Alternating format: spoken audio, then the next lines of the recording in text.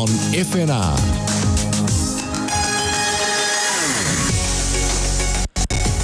That time of the week again here in the Dockland studios, and some of us not in the Dockland studios this afternoon for State of Our Football Nation, the weekly Football Nation radio program that takes a wide lens look at the health of the game here in the country of Australia. And it's my pleasure to be joined this week virtually by the man himself, the main host of this program, the star of the show, George Staniki. And George, warm welcome to you. How are you going out in Zoom land? I am in Zoom land. I'm in Torquay, actually, and getting ready to talk to a couple of people who have a very important story that needs to be told. Now, there'll be some of you in the audience who don't know too much about the upcoming story. There'll be some of you who know a little bit about it. And, of course, there'll be others who have a whole lot more knowledge than some of us. But we want to give the people from the Port Melbourne Soccer Club, the Port Melbourne Sharks, a bit of an opportunity to tell us something that they heard last week which changed their lives, and we want to see the state of play. And we're joined by the president of the club, Bill Romanovski, and Gab Vittori. Both of you there, Gabrielle and Bill, welcome to the State of Our Football Nation. Let me know, when did the day or the week for you change? Let's start with Bill. Thanks, George, and hello to everyone. Yes, well, the game changed for us last Wednesday when we were notified via a quick Zoom meeting that unfortunately the facility that we play at was removed from being a hosting facility for the 2023 Women's World Cup. So what does that mean, Bill? What did that decision mean, and who was the one tasked with telling you? Yeah, the task was delivered by a responsible officer from the city of Port Phillip, who's relayed a message that it was decided that the facility was no longer available for the Women's World Cup. Do they give you any reasons? I mean, they've made an agreement, they've made a promise, I think nearly 3 years ago when this decision was handed down, and the whole of Australia got very, very excited, as did New Zealand, when they heard there was a joint World Cup bid accepted by FIFA. And I can still remember the scenes, James Johnson, Chris Niku, and every Matilda I can imagine on the planet jumped through the roof when they heard the news that we were going to be sharing a magnificent Women's World Cup. And is there a bigger sporting trend at the moment than women's football? No, George, you're spot on. We were celebrating when our facility was selected. We were over the moon. So what's happened? Well, what's happened, George, is the facility is no longer part of their program. It's a question that you need to put to the city of Port Phillip as to why it's been removed from FIFA using it. I can only listen to what the messages have been sent back to us by people responsible for making that decision, is that the facility would not have been brought up to the standard required, and therefore it was removed. So if it can't be brought up to speed, why make the promise? That's a very good question, George. And again, it's a question that needs to be put to the city of Port Phillip, and why go through the process? We started this journey 3 years ago, Gab. Yeah, absolutely. 3 years ago, we started this journey. We as a football club and as a board decided to back the application, the bid. We certainly supported our women's group in order to put the best presentation forward. And, like I said, like you were saying earlier, George and Nico and Johnson were jumping up and down with joy, as was our club when we were selected, because we thought, wow, we did a sensational job of presenting our facility, and we got through. I don't want to be churlish, Bill and Gab, but this reminds me of a horrible situation many years ago when I was president of South Melbourne, and we were offered by a sponsor a lot of money. and they gave us a check. They made a big deal about the publicity. They were thrilled to bits to have photos taken. And 3 months later, they said, can we have the check back?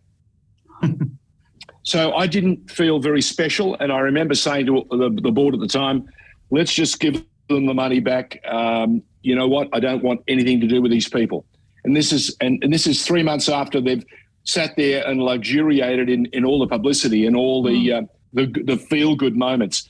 And I'm thinking that the Port Phillip Council would have been thrilled to bits to be lauded and lifted during that initial phase when they got a special spotlight put on them and made to feel very special. And suddenly, out of nowhere, how far away are we from the competition?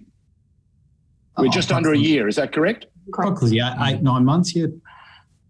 And we're told now that the ground will not be able to meet the required standards for a Women's World Cup. Is that right? That's what's been put. Gabrielle, tell me, from the player's perspective, you have not only teammates but people that you care for and play with and a part of a football club. The women's teams, it's more than one. How do you feel about this decision? Completely let down. It is such a huge letdown for us as players, as women, as young girls, as a club, as a ratepayer, because this opportunity to have our young girls and even my teammates to see their heroes come and train on our facilities where we can see them with our own eyes, where we can watch them train, where we can get autographs, where we can, look up to these amazing young skillful women. These are heroes to some of our girls. This was going to be a massive opportunity for the local municipality, for ratepayers, for young girls and women, for my teammates, for me, as an older woman, to see these young girls go out there and make a career of playing football is just amazing, because I didn't grow up with that. So No. I was just going to say, Bill and Lachie and I, and I'm sure you too, Gab, will know that over the last 2 or 3 years, we've seen an explosion in sport and the leaders at the very forefront. I'm not talking about Formula One. I'm talking about the game of football. And the biggest thing going on is women's football. Absolutely. And we're all still stunned with the impact and the power of the Euros, the women's Euros. And we saw, and the English, by the way, I should add, the English have still not come down from whatever cloud they were on. And then they're not likely to come down for another few months. 87,000 people jammed into modern Wembley, and the rest of the country, the ratings were off the crook. The radio coverage was extraordinary. And they're telling us that they haven't seen anything like it. And you're telling me that we've got a Women's World Cup, which is one step again higher than the Euros. We've got a chance to have England, right? Yeah. Or Spain, as we've seen, or Germany front up at Port Melbourne to train, if indeed that is the draw and the way they land. And when there's no sureties in life. But can you imagine being deprived of that? Absolutely. That's why. But it gets worse than that. But it gets worse, Gab. Tell me, what happened last week? Not only were you given this dud decision, something happened. Was it Wednesday night when you were playing? No, or was it Thursday night? Sunday. After we had our meeting at the club, our rally, I should say, at the club, with the mayor and a couple of other councillors from City of Port Phillip. So the mayor did front? Yes, he did. And it was an okay meeting. Not really, no. But we all went off and about our day. My team went and played in the afternoon, and then late that night, our State 2 girls had a game at 6 o'clock under lights. And adding insult to injury, we were 12 minutes into the second half. We were 1 goal up we were just awarded a penalty, and at that very moment when our key striker, young Ange, 15 years old, is lining the ball up, bang, the lights go out. It was. So you're telling me you've got the team that's running third in the competition in your sights, and you've got a huge upset is in the wind, yes, and the lights go off. And to be absolutely clear, Gab, this wasn't like the council lights have hit a turn off at like 6 o'clock on the hour. It's time to go off. They just abruptly went. Correct. There are no timers. We control the lights, and so we turn them on and they stay on until we turn them off. I was right next to the rooms where those lights are monitored. No one went in. There was no timing issue. They just went out. It's just another example of the substandard facilities that we have at Port Melbourne Soccer Club. So what happens now with that game? Can you pick up where you left off, or do you have to start again? It has to start it's a replay, again. full replay? Yes, because less than 80% of the game was played, it has to be restarted. Right. It's devastating. Bill, that would please you no end, wouldn't it, Bill? Look, George, and let's put it down to an isolated incident. I'm not sure what has occurred to the floodlights that evening. It's an unfortunate scenario. Our women's team were playing, I think, the top team, Gab? Third on the ladder. Third team, and look, it was great to see the female Sharks winning 1-0 and about to score another goal. And unfortunately, what's occurred has occurred. I'm just going to put that down to an isolated incident in saying that the facilities certainly need attention, and they need to be looked at, and then we need to look forward to some sort of upgrade over the next 12 months. So what can we hear? What have we heard? What did the mayor say to you on Sunday morning when you had the protest rally at the grounds? Gabby? He was very keen to listen, but I personally felt like that all landed on deaf ears. It was show business. It was show. He spoke about some report that he insinuated that FIFA changed the goalposts. We haven't seen that report. We don't know. No one can get a hold of this report. He told me and all of us to our faces at that moment in time, he's not very hopeful that this will be reinstated. So, did this go to the councillors for a vote, or was this a unilateral decision from the top of the council? How could it be that the mayor could, be looking over a decision and be talking as though it's out of his hands? Surely these kind of decisions are at the core down to, someone in that position's call. I find that a very interesting way of approaching the situation. These are all very good questions. Mm. Well, Bill, I've just seen my rate bill, and it keeps going up.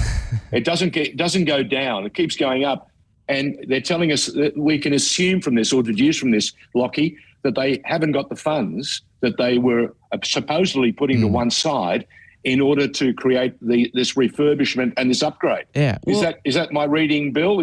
Am I wrong? Well, that's certainly one way to look at it, George. Okay, all right. Look, the facility when presented to the team that visited and the council that visited, and we were eventually selected. The facility presented pretty well at the time. It's a beautiful little boutique facility. That's right. It needs a new pitch. It needs drainage and a new pitch. And it certainly needs attention. And have they not sourced the funds? That's a question again to put to council. Why those funds weren't look? Why didn't they go and ask for them?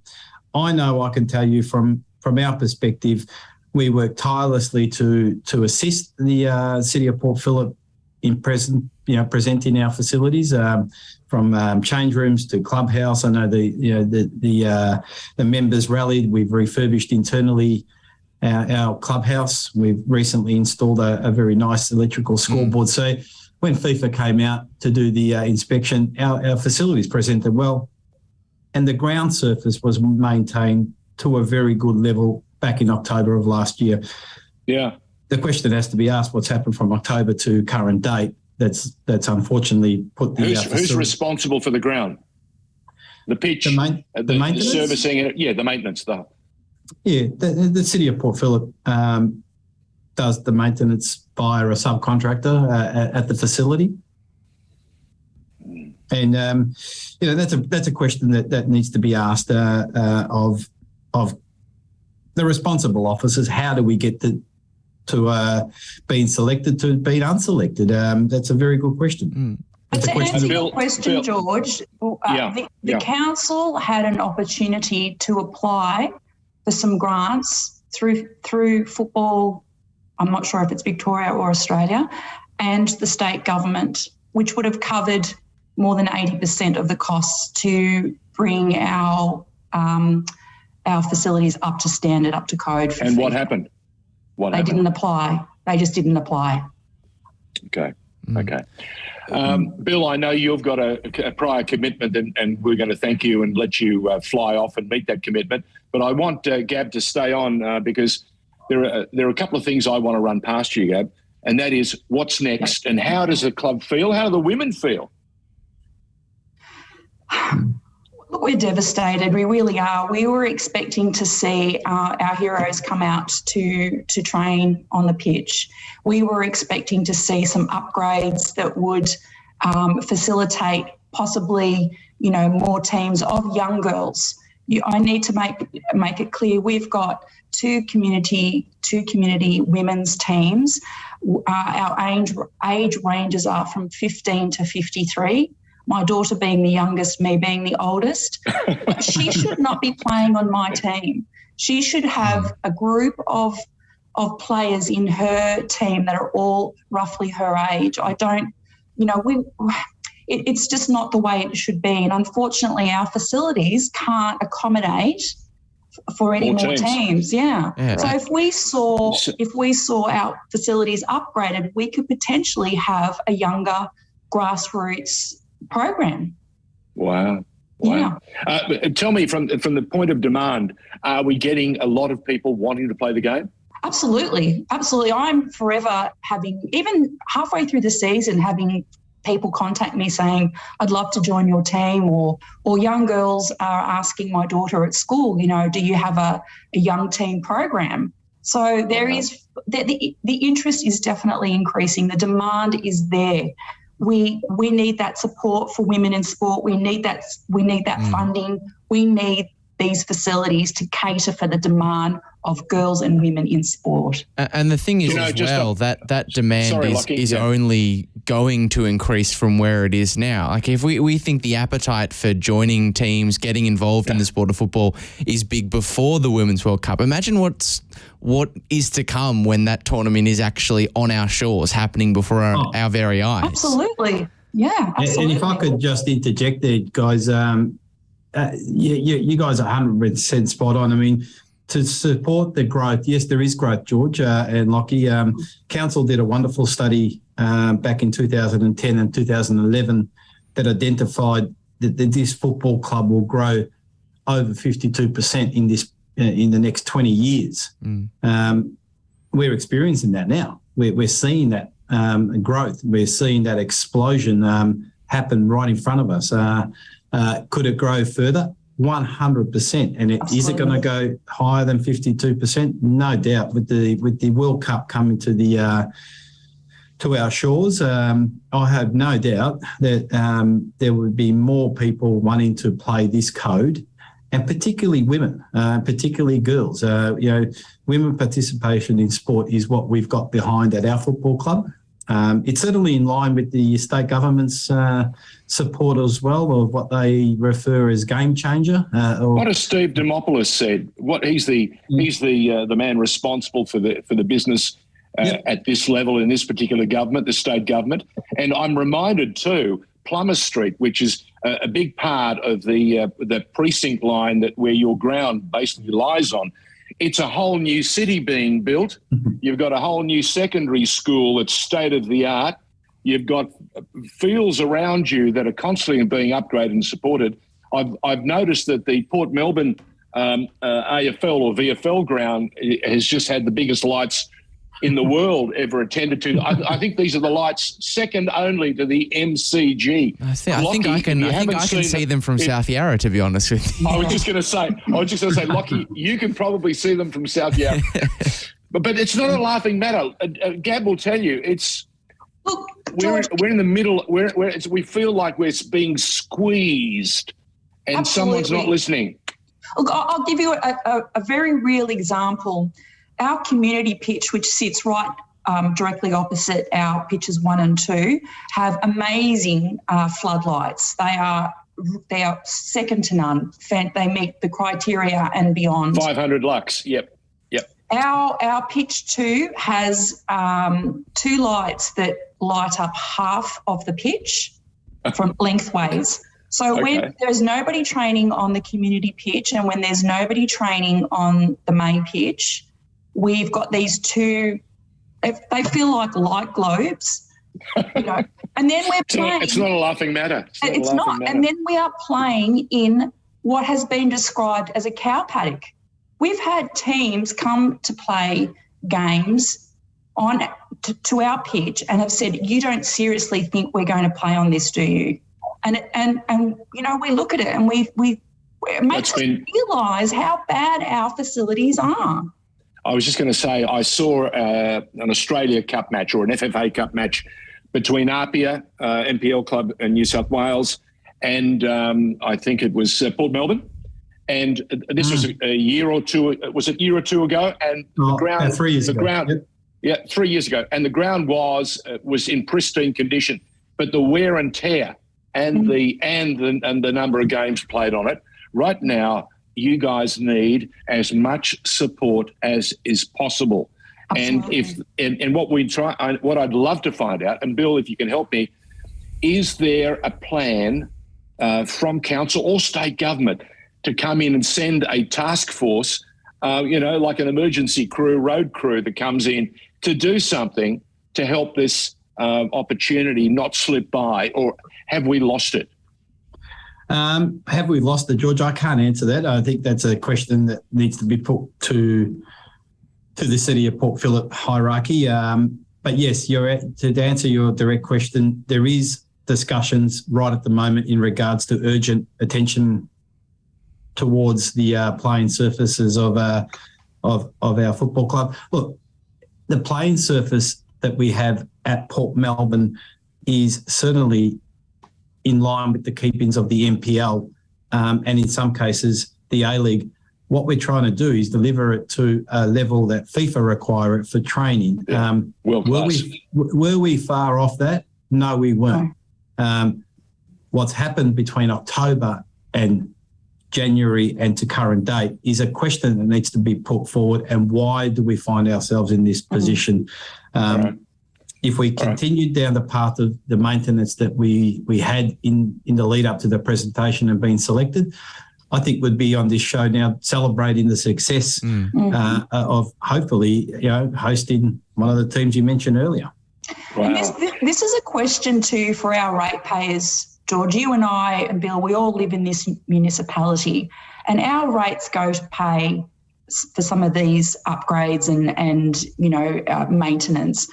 What question I'd like answered from our council is why literally over the 10 years I've been playing football, hundreds of thousands of dollars are going into repairing our pitches only for them to end up being cow paddocks. So why are we wasting ratepayers' money? Why don't we upgrade these facilities once and for all so that we don't have the council continuing to waste our money? It's got to end. It's got to end. Gab, Lachie will tell you that we saw Melbourne City a number of years ago now out at Latrobe at Bundoora create a world-class facility in, how long did it take, Lachie? Well, it wasn't very long. It was about 9 months. Yeah, it was less than a year for sure. Yeah. And they've decommissioned that magnificent facility at Bundoora, and they've just started upgrading and likely to spend $40 million on Casey Fields. So what I'm saying is, where there's a will, there's a way. clearly the question we have to ask, and we're going to continue to ask it until we get a decision or an answer that stands up. Lachie and I have been talking about it all day, and we're struggling to understand why a council as smart, inverted commas, as Port Phillip has allowed or is allowing the possibility that we're going to miss out on world-class teams from around the globe coming in and featuring in this beautiful pocket of football right in the heart of Melbourne, and that's Melbourne, Port Melbourne. And look, Gab, you're absolutely right. You're flabbergasted. We are struggling to make sense of it. Bill, I can imagine your frustration, but to hear Gab and the girls that you spoke of last Sunday, to think that they've had a season like the one they've had, they won't give up. They're leading 1-0 with a penalty to come, which is, again, as we saw in the penalty shootout last night, there are no guarantees. You've got to put it in the back of the net. But a chance to take on the third best team in the competition and beat them, and to be deprived of that with this the lights going out. Look, whatever the reason was, it's just not good enough. Can I just take this opportunity to thank you, Bill, because I know you've got work commitments that you've got to address. Thank you very much for joining us. Gab, is there anything else you want to basically tell the audience or give us to take on board and see if we can try and find an answer for you? Absolutely. One last thing. Our mayor has two choices. He can be the hero or he can be the devil. He can choose whether he steps up and works with government and all of the people involved. Key stakeholders. Yeah. All the key stakeholders get this happening. He can be the hero or he can wipe his hands of it and walk away. It's his choice. Step up to the plate, be responsible, talk to the government, get the funding, get it done. Because I want my daughter to watch international heroes training on our facilities. I want to see these upgrades. I need to see a female-friendly change room. Get it happening. That's all I want. Gab, can I just ask, what position do you play in the football field? I've played a few over the years, but at the moment I'm in defence. I was just thinking, Lachie's a great commentator. He'll tell you that sounds like a general in the back, making sure that nobody gets by. Is that right, Lachie? Yeah, that sounds like organisation talk to me. Well, I definitely have the loudest voice, that's for sure. Well, don't change. Don't you dare change. Bill, we wish you and the club and everyone involved the best of luck. To you, Gab, and the rest of the women involved at Port Melbourne Sharks. Go get them. Don't stop playing. And let's see if we can get some answers from the state government, of course, and Port Phillip Council, that I think have let way too much water under the bridge here, and they've dropped the ball. And that is not right. Because when I'm reminded that the mayors should not rule or serve for part of the audience, but for the whole community. And I think that's what you were telling us too, Gab. Yes. Thank you once again. Thanks, George. Thanks, guys. Thanks, Lachie. Thank you. We're going to take a break.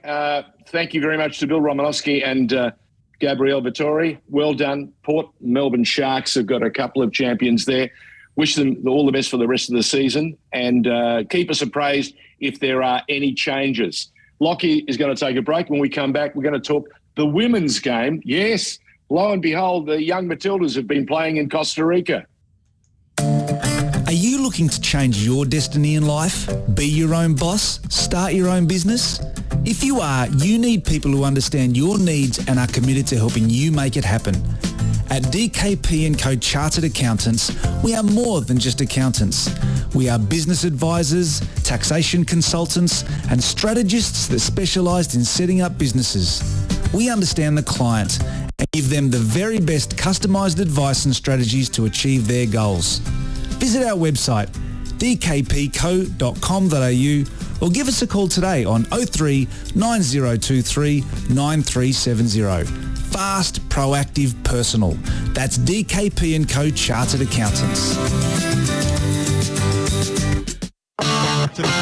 Penalty conceding kind of situation, but Atkinson did well. Oh my goodness! Oh my goodness! Have you seen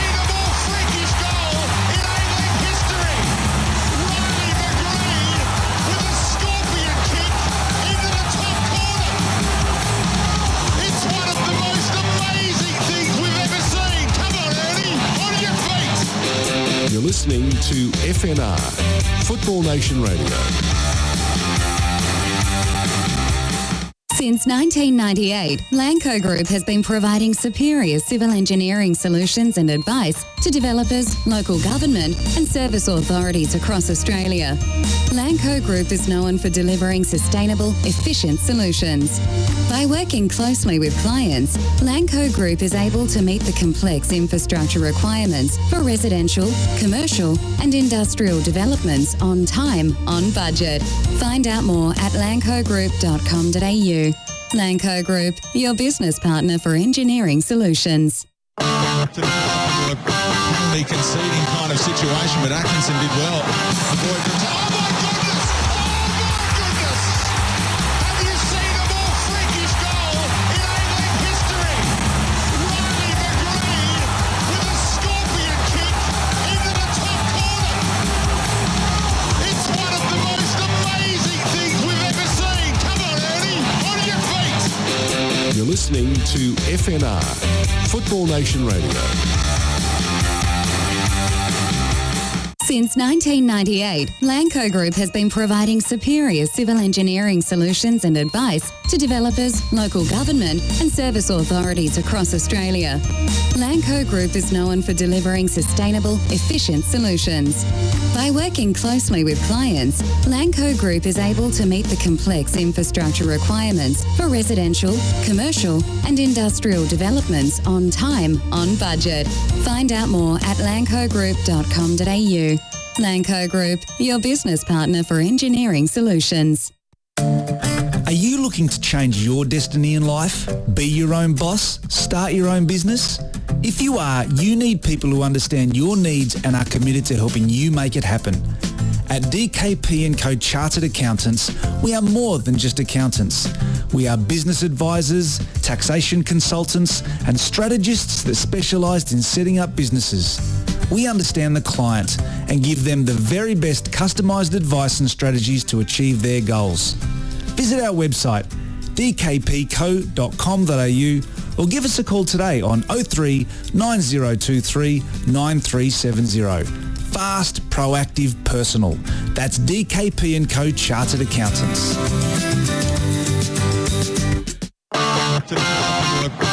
The conceding kind of situation, but Atkinson did well. Oh my goodness! Have you seen a more freakish goal in A-League history? Riley McGree with a scorpion kick into the top corner. It's one of the most amazing things we've ever seen. Come on, Ernie, on your feet. You're listening to FNR, Football Nation Radio. Since 1998, Lanco Group has been providing superior civil engineering solutions and advice to developers, local government and service authorities across Australia. Lanco Group is known for delivering sustainable, efficient solutions. By working closely with clients, Lanco Group is able to meet the complex infrastructure requirements for residential, commercial and industrial developments on time, on budget. Find out more at lancogroup.com.au. Lanco Group, your business partner for engineering solutions. You're listening to the State of Our Football Nation on FNR.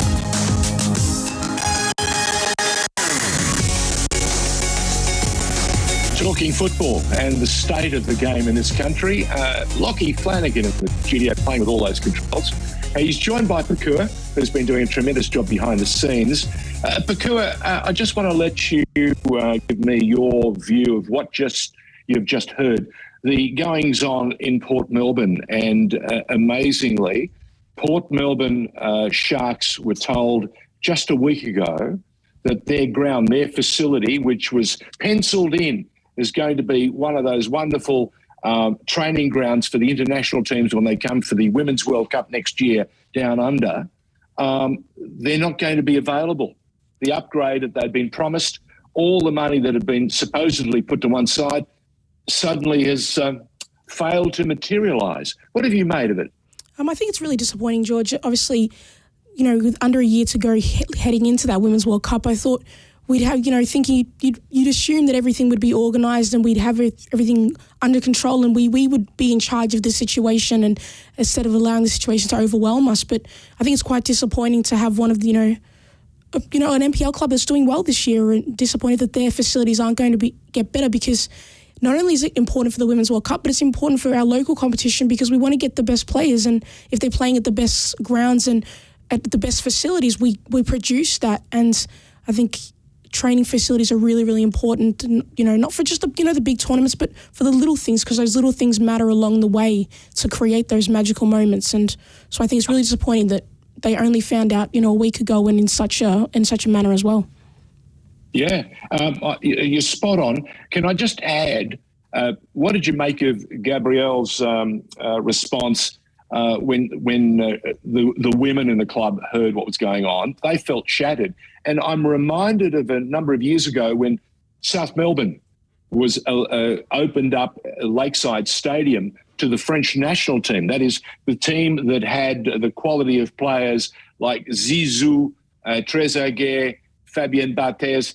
Now, they came here to play the Socceroos at the MCG. Now, they trained, that entire squad of superstars trained at Lakeside on a couple of occasions. And I can remember how many people had turned up. And in fact, I was there with former Socceroos, and they were all sitting there in awe of what was going on. So even they, with their experiences, were in awe of the opportunity to see these French internationals, world-class players, World Cup winners, training on their ground.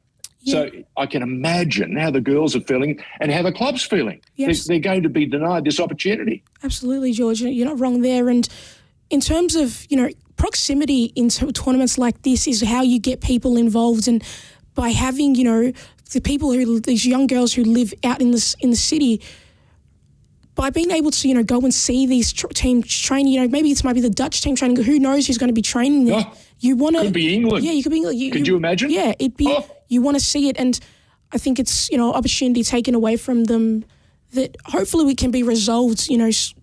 Like amicably and resolved in the way that's good for football, so we can grow from this and we can learn from our mistakes, because we can't have these situations happening so close to a Women's World Cup. And I empathise with the Port Melbourne, the women's teams and all the teams they have there, because they are missing out on an opportunity to be like, oh, this player sat here, this player was here, because it's part of the history of that club.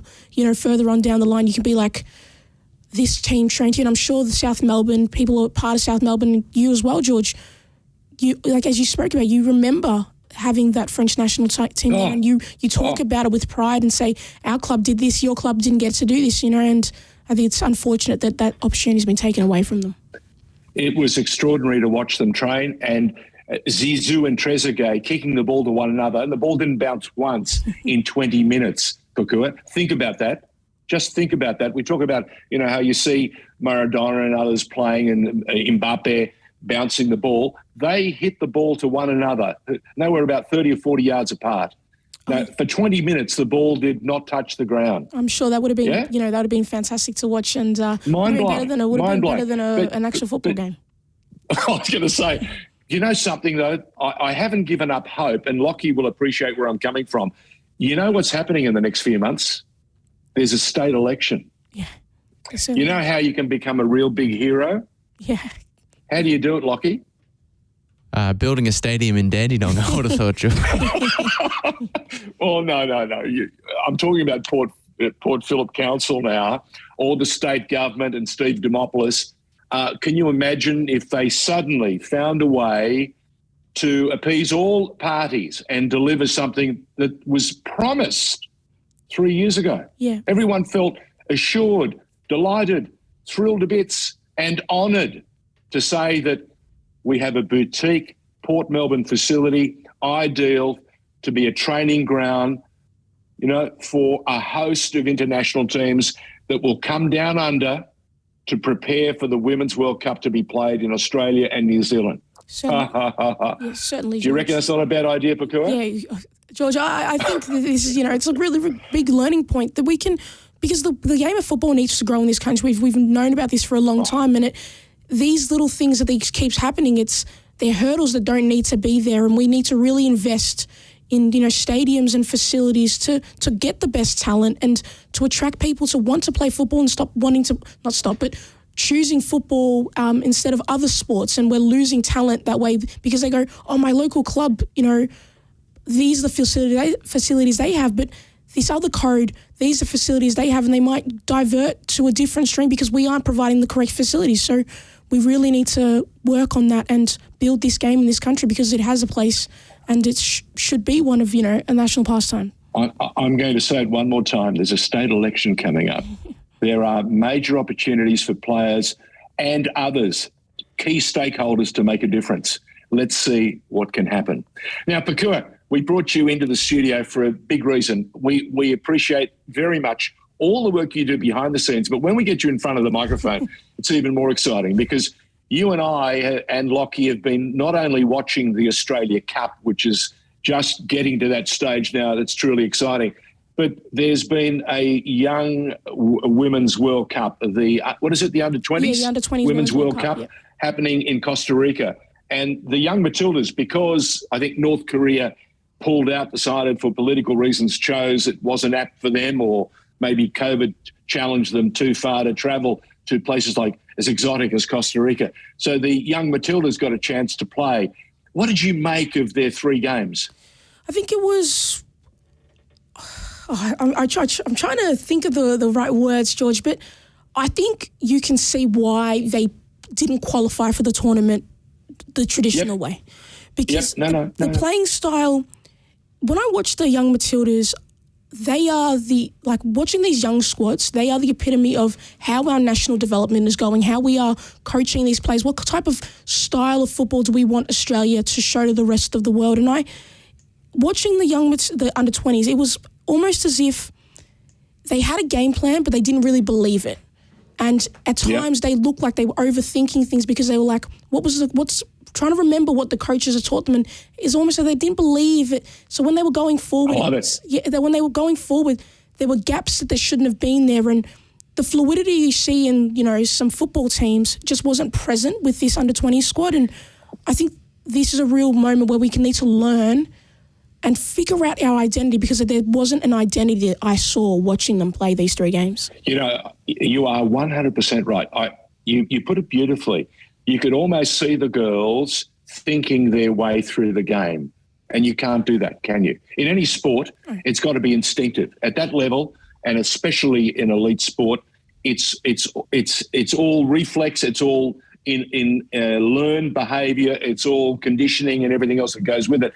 Do you know the thing that really stuck in my throat was that in the opening 4 or 5 minutes, we opened one of the best teams in the competition right up, and was it Garcia? Yeah. Who's our young star who missed the open goal? Galich? Galich? Is that how you pronounce it? Yeah, Galich. That's right, Galich. Now, she had, and I'm not blaming her for 1 minute, but can you imagine? Yeah. We're talking about they were so tentative that they've thought their way through it. Now, imagine if they get this bolt of excitement through their whole bodies because they've suddenly scored a goal in the opening minutes of this contest against one of the best teams in the world. Can you imagine? I'm not saying we would have won, but we would have shaken the opponent and we would have got the biggest confidence boost you can imagine. And at that level, you know what sport's like. It's played above the shoulders, yeah? Yeah. Anything is possible. But they didn't get it. They copped a goal early, and it was like, oh, God. But I love the experience. Yeah. I think that's the part I've got to draw from it. Yeah, the first 15 minutes in that Spain game, they looked lively and they looked up for it. But as the game went on, that the Spanish, like the way they played and the way they believed in each other and they trusted the skill of the other players next to them, it just overwhelmed them. And there was really big gaps defensively and with the midfield, and the Spanish team just seemed to pass their way through the Matildas and the under-20s, and they look lost at times. And honestly, if you go back to that Matildas game with the Spanish team, it was kind of similar in the way they just got broken up at times. And looked as if they weren't quite sure of what they were doing. And obviously this under-20 side was missing some key players that they would have liked to have had, but they aren't the whole, like, they are only a few, and we need the rest to do more, and we need to really invest in these players to figure out what we're doing, because it's great that we have the Women's World Cup, but what's after that? What's after that with these? But these are the players that come. Yeah, these are the players that come after. So if these players don't have the support and they're not playing at a standard that's going to get us to the Matildas to progress every single year, what are we doing with our development? I don't want to be too negative, because I'm reminded that a lot of the girls who fronted up in Costa Rica have never played outside Australia. So, one, they've never played international competition. They're brand new to the team. Many of them have never been outside Australia. And people might say, oh, so what? It makes a huge difference. But I will say... Conditions are foreign. And they played in some atrocious conditions against Brazil, did they not? Yeah, the rain was horrendous. I will say, though, George, this group of players, they have played in under-20 tournaments together before. Like, these are the regulars, and we've seen them at other tournaments, leading up to it, not tournaments, but games up to it. They have struggled at times against opponents that are a step above them. So we need them to, we need to get better, because it's great beating, the nations that we are expected to beat, but those incredible moments can't happen when you can face, the Goliaths and you can defeat them. That's the really important moments. Can I run something past you? And I want you to consider this for a moment. What's the number one competition in the world, league at the moment? Is it the Bundesliga? Is it Serie A? Is it La Liga? Or is it the EPL? In terms of women's football or men's football? No, just in football for a moment. I just want to showcase a point, and I want you to respond from that. I'd probably say the EPL is probably the biggest. Right, okay. And why is that? Because any team can beat any team. Yes, any team can beat any team. On their given day. Yeah.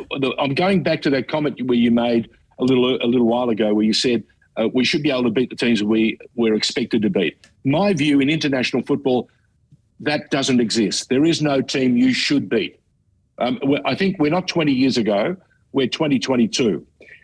Television and the world game, as it's broadcast around the globe, has given teams and nations that were not that au fait with technique and challenge, and the way to play the game. Everything now is interpreted 50 million times by coaches, by pundits, by assistants and everybody else. So they all play similar games. They're playing similar formats, whether it's 3 at the back, 4 at the back, 5 at the, whatever it is. So what I'm saying is those vast gaps that once existed 20, 30 years ago, because the countries were third world nations, or they were new to the game and they were still learning it, like the Americans, who basically had put all their money in NFL, baseball, and so on. Suddenly now you can see where the game, even in America with their MLS, they're playing formats now and a style of football very different to what they were 20 years ago. So let's go back to the women now. My view is there is no bigger movement in the sport than the women's game.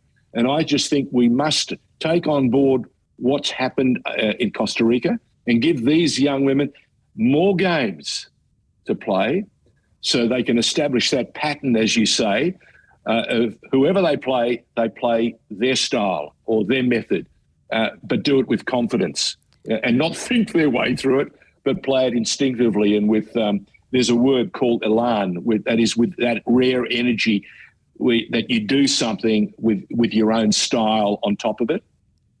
I 100% agree with you, George, in terms of, developing these players and giving them the support, because, this tournament doesn't define them and their careers, a lot of these players are like 19, they're really, really young, and they should, they should be allowed the grace to grow from this moment and not allow this moment to define them, because I'm sure a lot of these players have tremendous skill and they just need the right level of coaching to get them to where they, they truly deserve to be. But I will say though, George, in terms of like women's football, the big sides, they don't become the big sides without being consistent. And that's what I think I want. I want consistency, because when I watch the likes of when I watch the Americans play and, going to the Euros and seeing the growth in the Lionesses, because the Lionesses had struggles and struggling against other teams and they weren't playing as fluid as they were at the Euros as people saw. There are sides that you should just beat. Like sometimes when you watch your team play on the weekend, you just know you should win those games. And I think in women's football especially, there are teams that you should just beat. But to take the step up... Let me ask you a question. That's an interesting point that you make. Let me ask you this question. Had the Euros final been played in Germany, who would have won the final? I think that finals really, like that German and English team really, really close. I probably would still pick the Lionesses because I think they're a better team. Really? Yeah, I think they're really. A better I would have thought that if the game had been played in Germany, Germany would have won because I reckon that the games are that close. The teams are that close. And what was most interesting, the game changed with the impact provided by the substitutes. You're not wrong there, George, but the substitution had a massive impact. They shifted it. Yeah. They shifted it just to that winning edge. They had a massive... Is that fair, Lachie? Was that fair? Do you think that was a fair comment? Yeah, I would say that they definitely made an impact. No, what I'm saying is in those tournaments, it's the squad, the quality and the depth of the squad that allows you sometimes to get over the hump and win certain key games. Yeah, and it's not just always the starting 11. Absolutely. I mean, if you have role players who can come off the bench, if you've got a deep squad, you've got players out there that are raring to go to prove they deserve to be starting, then they can come on and make a significant impact. Yeah, absolutely. I agree with you on that one. Kakua, you remember the girl who scored that goal that pushed Britain ahead? Remember how excited she was? She ripped off the top and ran absolutely, around. Absolutely, yeah. Those moments, but I want to see those moments for Australian teams. That's all I want, George. I want. Oh, I know. I just want consistency, and I want to when I watch the Matildas or under-20s or Socceroos or whoever, I just want to. I want to see identity, and I want to see good football. Well, the A-League Women's at least is now going to be a much longer, much deeper competition than it was a year ago. Exactly, and I'm excited to see that how that allows the game in Australia to grow because unlike men's football, which is established and has its roots wherever the big leagues are the big leagues, women's football, there are areas for growth, and I understand that we play in a different time and we played a little bit later, or I can't remember if later or early, but we played a different time to a lot of the other leagues around the world, the big leagues around the world. Yeah. I think the A-League Women's has the potential to grow and become one of the biggest leagues in the world because we've had players of tremendous talent play in this league before. We've just allowed other competitions to surpass us and overtake us in every way. It's all about the money. Yeah. It's all about the money. So you're 100% right. As we talk about the Port Melbourne thing, I want investment. That's what I want in this game. Yeah, no, 100%. Your point is well made. We've had international players, women's players here, who've garnered experience and gone back to play for America, which is the number one team in the world, or to play for Germany, wherever. It's most exciting. And I think this new A-League women's competition is going to be super exciting. And it is the beginning of something brand new, a new era in the game. And Lachie and I have talked about this in the past, and some people have poo-pooed the idea when we first said it. I believe we can have a revolution in this game, but it will be led by our women. And I've never been more sure about something, especially after what I saw in the Euros. The women's game now, look, the English pundits, the English newspapers and the TV stations and everyone else do not get as excited as this and lose their cool unless it means something. So stand by Australia, because if our Australian team manages to do provide the sort of campaign they are capable of, I'm not saying they will, but if they get close to delivering some of that ability, then it's going to be a seriously exciting competition from everybody in the country getting right behind them. Yeah, no, I'm excited for the A-League women's season. We have such a long off season, and I'm sure a lot of the players who are, currently playing in NPL2 and have gone overseas are excited to come back and play the A-League women's competition because, as you said, they probably can't wait. Yeah. Hey, by the way, speaking of this huge off season, you know what it does afford people though? An opportunity to play in the Australia Cup.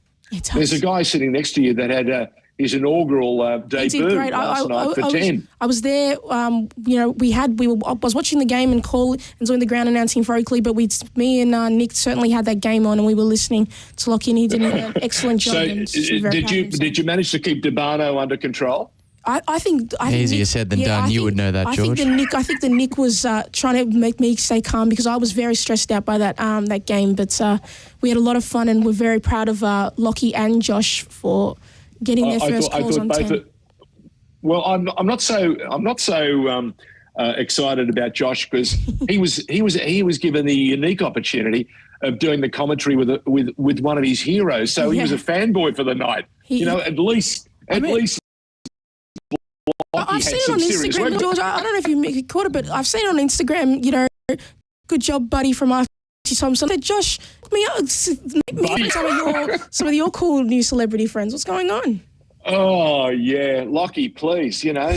Spread the charm, mate. Spread the charm. I mean, if I could put forward the point that I grew up listening to games that Andy Harper would do for Fox for many, many years. It's maybe not quite the same as Josh, who no doubt has cried tears of joy through many, famous Archie Thompson goals. Andy Harper has never induced tears of joy within me, but I certainly have enjoyed listening to him. I accept that there are different scales to these things, but still nice to share the airwaves with him. Speaking of different scales, let me make you feel very, very young. I remember calling one of Harper's very first games. Wow.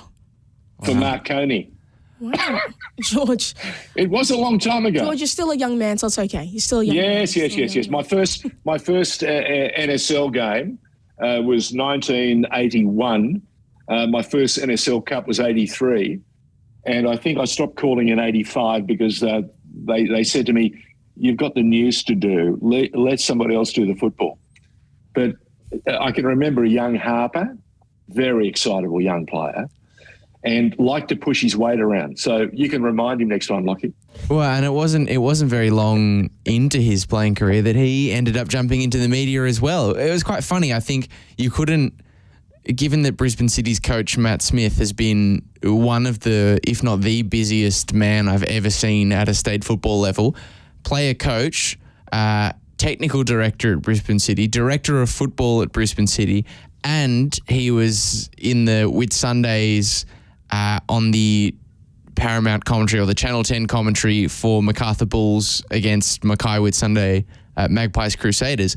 I have never seen a single man who has done that many things in a single season. And then I was like, well, good thing I'm with Andy Harper because he was someone who did have to do those media and playing commitments. He didn't retire and then go into the media. He was playing and doing the media. And he turned down opportunities to go elsewhere, to go overseas because of his desire to honour those commitments. So he was kind of the perfect person to be put into that game. Well, let me remind you that there was a guy called Richie Beno who did exactly the same thing.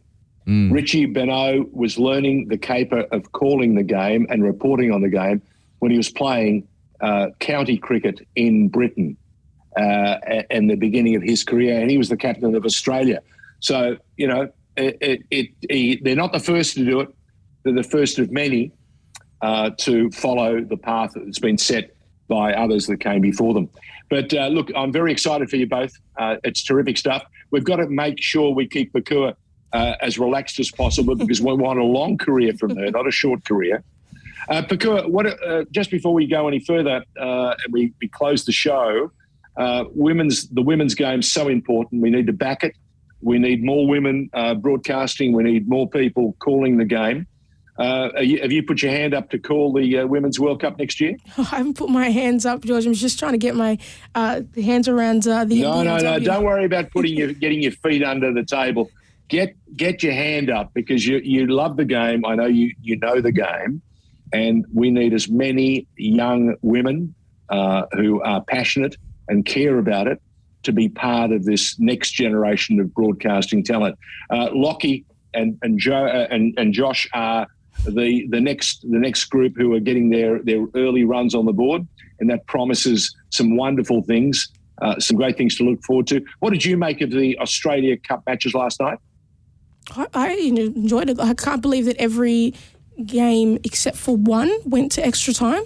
Yeah. And that was... And 2.5 of them, 50% to penalties. I'm going to be biased and, as an Oakley fan, say the Oakley game was the best game of the night. Well, as a viewer, and streaming is not as easy as flick the button and you switch. You've got to close it and you open another stream. Close it and open another stream.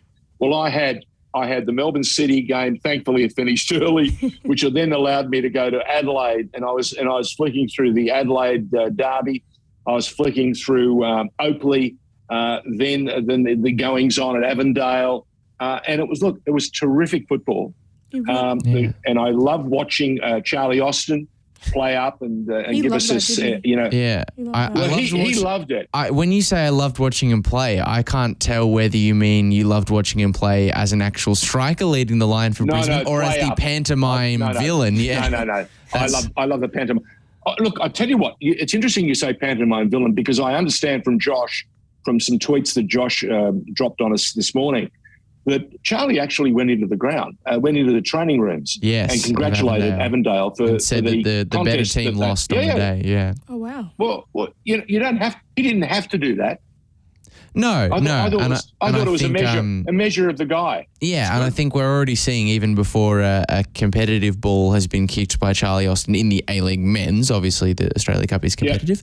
The kind of character that we'll get, and I think over the course of a 27-game season, having someone like that can only be a good thing. Figure, I feel like he's going to be one of those. Yeah. I mean, I think he's more than that, guys. He's more than that. He's a marquee, and he's putting more into the game than just playing on the field. Yeah, and I think I do think that the A-League has been lacking that sort of thing. It's you get characters. You get top players who want very little to do with the environment around them. You really strike gold if you can get both, and I don't think that's something that we've ever had really. Who knows? Maybe even though Charlie Austin's not. Del Piero was pretty good. No, he was good, but I'm not sure he was always 110% on the community outreach. He did do a lot of stuff. He's probably the number one person that we look to. All right. But Question without notice. Sure. Best tweet you've seen. Pakua? Oh, God. Lachie, best tweet you've seen this week on football. On football? Josh and Lachie announcing that they're going to be commentating the game on the weekend. That's a cheap answer. You know what? My favourite tweet, and it's a bit cheeky. It's the shot of Antonio Conte, head down, walking along the sideline in sort of in thinking mode, and this guy called Thomas Tuchel running past him at 1,000,000 miles an hour, and the words on the side there saying, "If I'd known you were running by, I would have put my foot out and tripped you." I think that was better than which I thought was just the whole tussle between those two. Yeah. Correct. Correct way. Listen, I think it's almost time for us to go. Can I just take the opportunity to thank you both for contributing and helping to make this busy hour go so quickly. Our thanks to Gabrielle, Vittori, and also to Bill Romanovski from the Port Melbourne Sharks for giving us a sense of an important story that needs to be pursued and followed through. And if there's an opportunity for either the council at Port Phillip or the state government to step up and indeed enter the breach and make something happen at Port Melbourne for the Women's World Cup next year, it would be fantastic. So thank you once again. Catch you next week. You're listening to the State of Our Football Nation on FNR.